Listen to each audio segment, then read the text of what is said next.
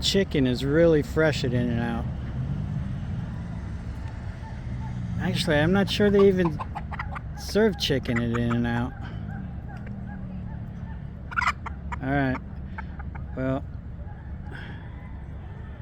I guess they have wild chickens in Yuba City. I'm going and get some super fresh chicken. Hey, this guy came up and said hi. Well, there's something you don't see every day. Chickens in the In-and-Out parking lot.